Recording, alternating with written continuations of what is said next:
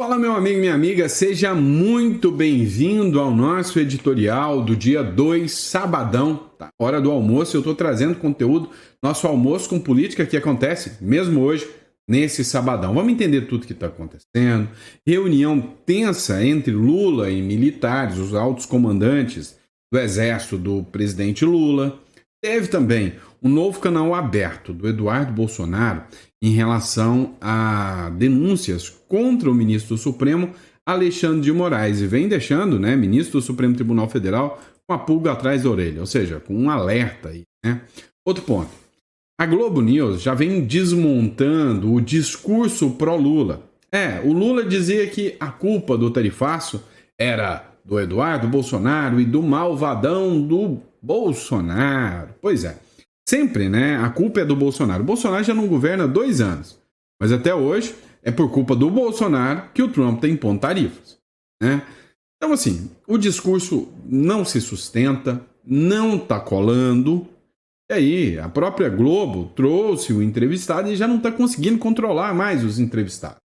Ontem, trouxeram um jornalista que era para falar sobre a lei Magnitsky, que não é ideal aplicar a lei Magnitsky contra o Moraes, e ele até falou isso.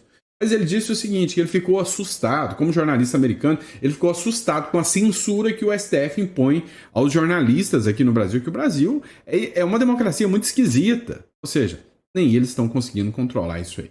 Então tudo isso é pauta desse nosso editorial.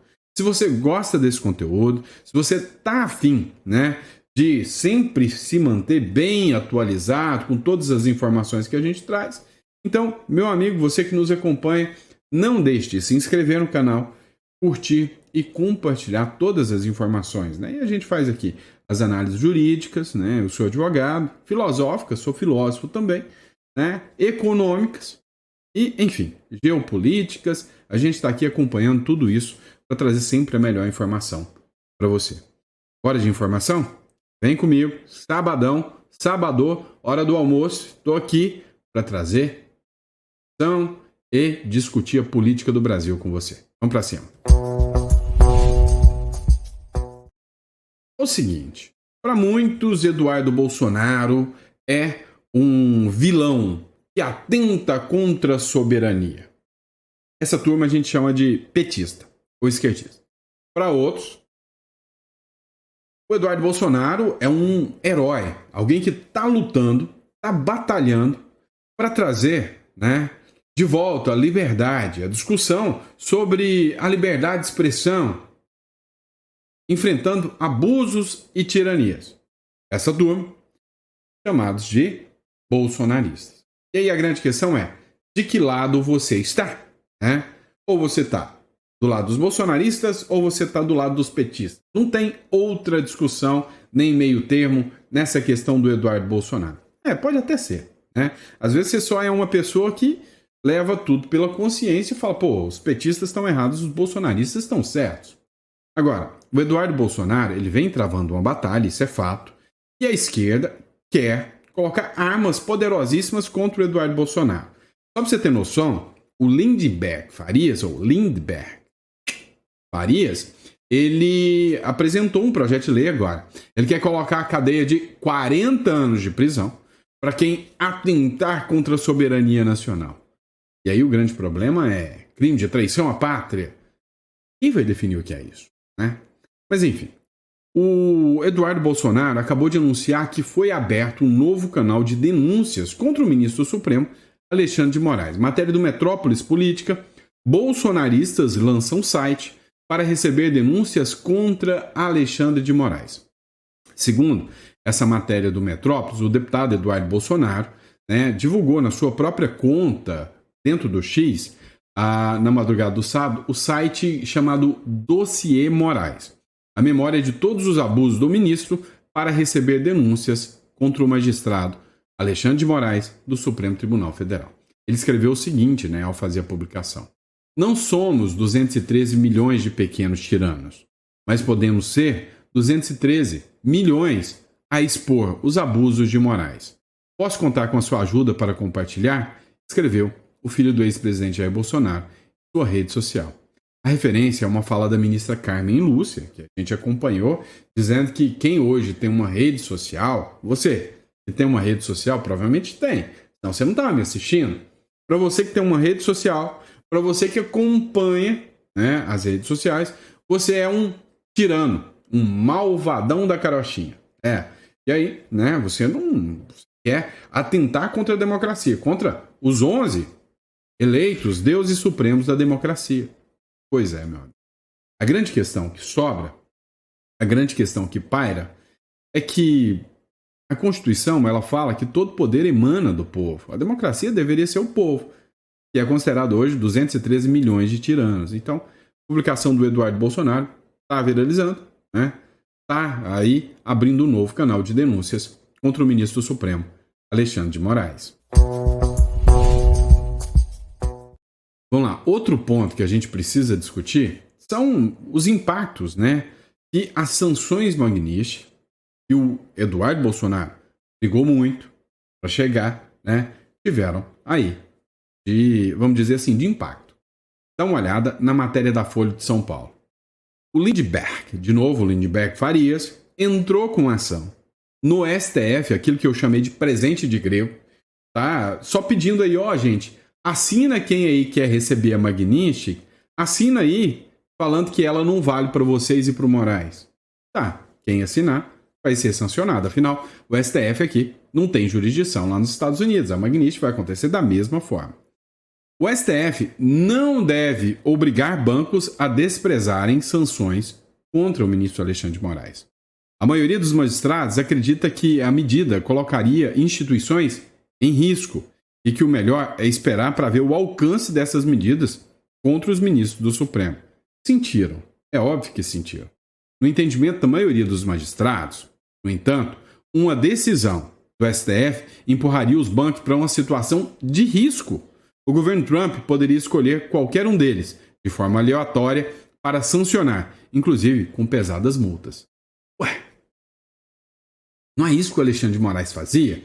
X com Twitter. E é isso, eles sabem que o Trump vai responder na mesma moeda. O Vinícius Carrinho escreveu o seguinte aqui, ó. Parece que entenderam as consequências devastadoras de um descumprimento da Magnitsky. Menos mal. Seria o caos total e o aniquilamento do setor financeiro brasileiro, né?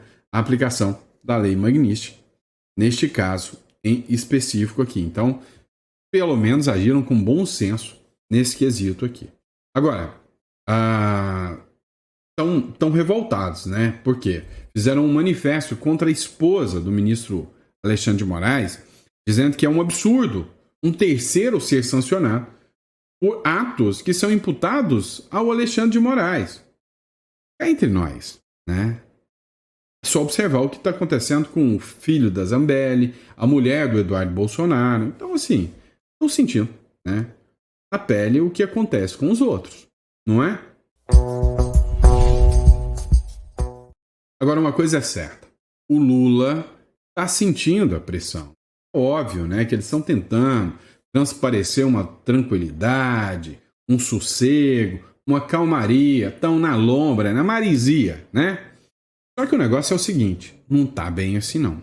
Ontem rolou uma reunião tensa entre o Lula e o alto comando do Exército. A matéria é do Metrópolis. Por que a reunião de Lula com comandantes durou quase 2 horas? Por que da tensão na reunião que o Lula tem e por que ontem teve essa convocação para chamar os militares? Afinal, tem 2 anos e meio de governo Lula já. E até agora os militares não foram convocados para ter reuniões com Lula. E agora, de última hora, teve essa reunião? O que é que está rolando? Pois é, a reunião do Lula era para durar só 30 minutos, segundo a matéria do Metrópole. Estava lá o ministro da Defesa, que é o José Múcio, e disse que, e não sei como não tiraram ainda, disse que 8 de janeiro é uma aberração jurídica. Disse que o governo Lula, né, deveria ter agido de outra forma e que aquilo não é golpe de Estado. Estava lá também os comandantes das 3 forças armadas. Marinha, Exército e Aeronáutica.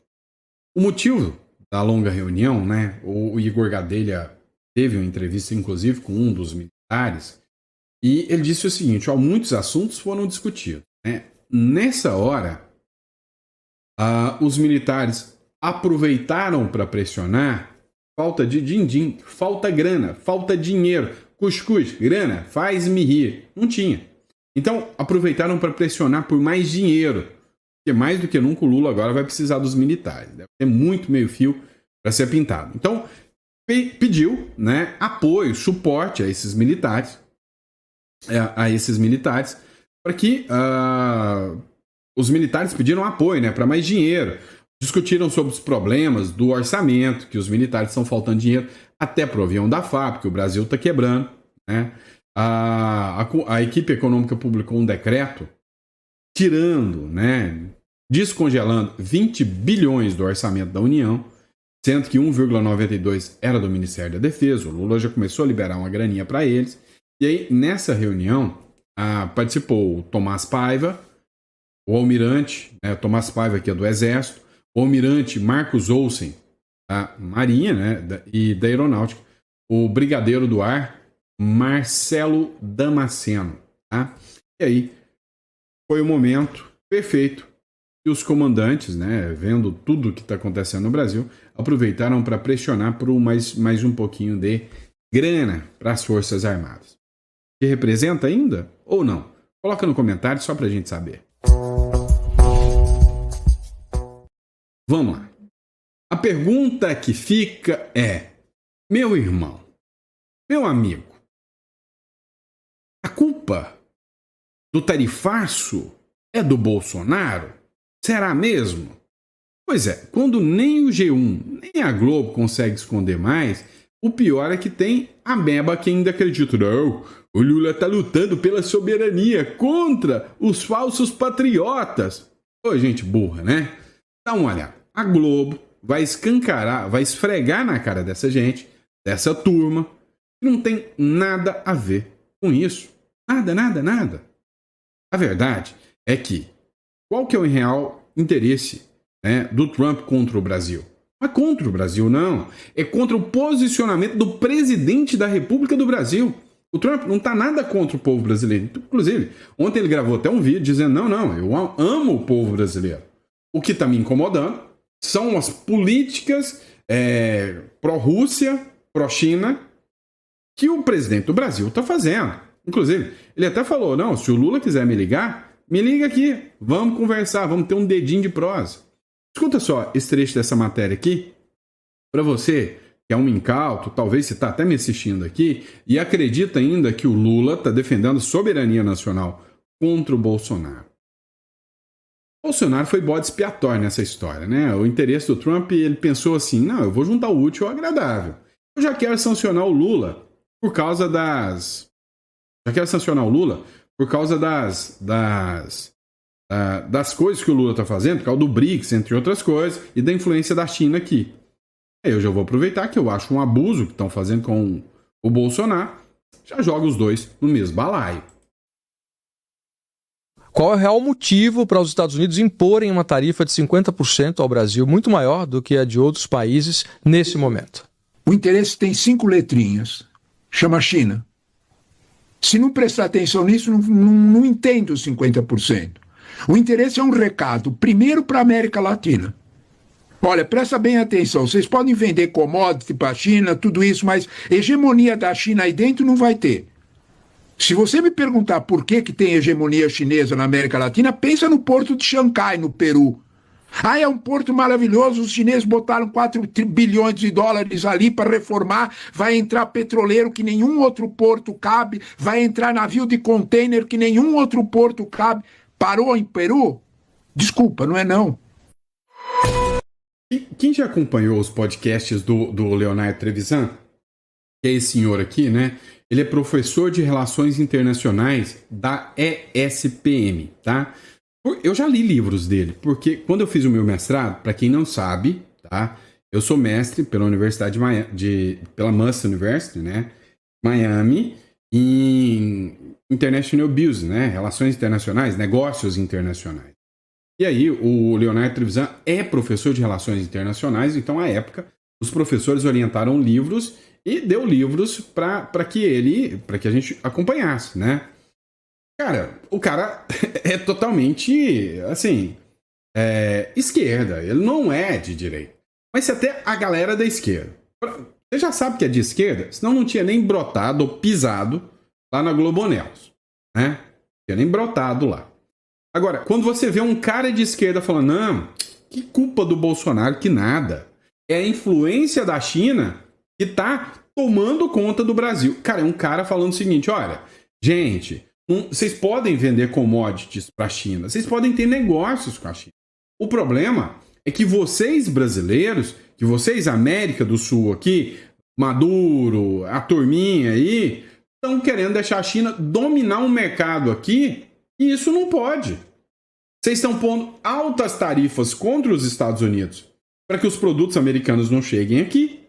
E vocês estão arreganhando as pernas para os chineses. É por causa disso que o Trump está metendo louco. Deu para entender a lógica do negócio? Então vamos resumir. Qual é o motivo do Trump? Não, isso segundo o Leonardo Trevisan, segundo a Globo News, não, a G1, por que o Trump aplicou tarifas? Então pensa comigo, pequeno gafanhoto. É o Moraes ou é o Bolsonaro? Não. É porque o Lula está fazendo todos os negócios errados. China, com Rússia, está anti-americanizando. E é óbvio, se eu declaro guerra contra você, você não vai revidar contra mim? Pois é, o Lula quer ser visto como o grande anti-americano, como o Irã, né, por exemplo. Então, aí o resultado, né? Nós, depois de 9 meses, você vê o resultado, né? Depois de 2 anos e meio de Lula, a gente já está vendo o resultado. Tarifa de 50%. O Trump amenizou e mandou o recado. Ó, isso aqui é só para mostrar para vocês que eu estou de olho em vocês. Então, eu dei essa tarifa, dei aí quase 700 isenções, só que é o seguinte, está sendo aprovada uma lei lá no Congresso americano que vai impor tarifa de 500%. A OTAN já está de olho em vocês. Vocês estão se unindo ao eixo do mal. Pronto. Vocês estão deixando a China tomar conta. Pronto. Acabou o papo. Vamos lá. Eu sou o tipo de cara de direita radical que não observa com razão e sempre com emoção. Tudo da direita é lindo, tudo da direita é maravilhoso. Não. Se você chegou agora no canal, você já pode falar, pode me chamar até de isentão, tá? Não tem problema não. Agora, se você já me conhece há um tempo no canal, você fala, não, o Sandro fala umas besteirinhas tem hora, mas pelo menos ele busca razão naquilo que ele fala. Vem cá, eu sou fã de um cara, mais que Bolsonaro, ela é muito mais do que o Bolsonaro. Para mim, ele é o top das galáxias da direita na América inteira, mais até do que o Trump. Quem? Nayib Bukele, de El Salvador. Ele fez o que para mim é o sonho que eu busco para o Brasil. A economia, a gente vai arrastando, o brasileiro sempre tem um jeitinho. O maior problema do Brasil chama-se violência. Para mim, minha principal bandeira é a segurança pública, tá? Sonho em andar num lugar onde você pode andar com um Rolex no braço, né? Eu tenho um relógio, tá? Baratinho aqui, ó, no braço. Eu conto, 1.200, não passa disso, é baratinho, tá?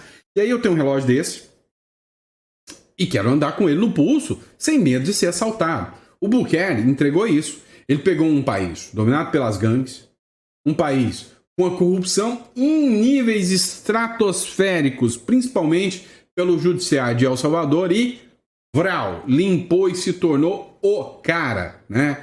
Se o Obama não fosse esquerdista, se fosse um cara que realmente pensasse na nação, ia apontar o dedo para ele e falar "You are the man", e não para essa coisa que nós temos, tá? Agora, o que você precisa entender? Nem tudo que o cara faz está certo. El Salvador aprova o projeto que permite a reeleição sem fim e aumento do mandato. Aí nós precisamos discutir isso aqui. A Assembleia Legislativa de El Salvador aprovou nesta quinta-feira um projeto de lei que prevê a possibilidade de reeleição presidencial por tempo indeterminado. o aumento do mandato presidencial de 5 para 6 anos e o fim do segundo turno nas eleições.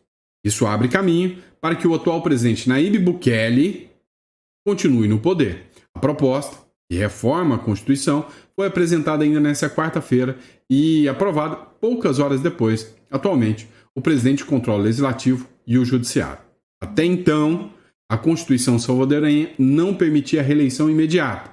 No entanto, essa barreira foi contornada para as eleições de 2024, já que a Assembleia Legislativa, de maioria pró-Bukele, destituiu o Procurador-Geral e os 5 juízes da Câmara Constitucional da Suprema Corte. Tá? Eu tenho um livro, tá? Chama-se Revolução contra o Sistema. Aí eu escrevi o livro, depois eu vou até deixar disponível para vocês. E esse livro conta a história do Nayib Bukele e como o modelo Bukele poderia ser implementado aqui no Brasil. Tá? O que acontece? O que é o grande problema dessa história? Tá? O que é a grande nhaca dessa história toda? É o seguinte, hoje o Bukele está fazendo exatamente aquilo que a gente dita que os autoritários de plantão fazem. Então, se a gente pegar, o Bukele está implementando exatamente o que o cara da Nicarágua, o Ortega, né, o Daniel Ortega, faz. Então, eu não concordo. Tá? Mas o cara é bom, Sandro, ele tem que fazer isso mesmo. Eu concordo com ele ter dado um vral na Suprema Corte corrupta. Eu concordo demais com o fato dele ter perseguido a corrupção. E aí é aquele detalhe, se ele domina a Suprema Corte, a Suprema Corte já não é mais imparcial. Se o Legislativo não é mais imparcial, é todo pró-Bukele, como é que a gente sabe que a corrupção acabou? Esse é o primeiro ponto. Né? Porque o sistema de freios e contrapesos tem que existir. Então, assim, tirar a eleição, a eleição ou autorizar reeleições futuras universais para sempre, aí é falar o seguinte, aquilo que eu critico da esquerda, a direita pode fazer. Tá. Vai se tornar, né, um autoritarismo da direita? Sim. A população pode se beneficiar com isso? Sim. Mas eu não concordo. Tá?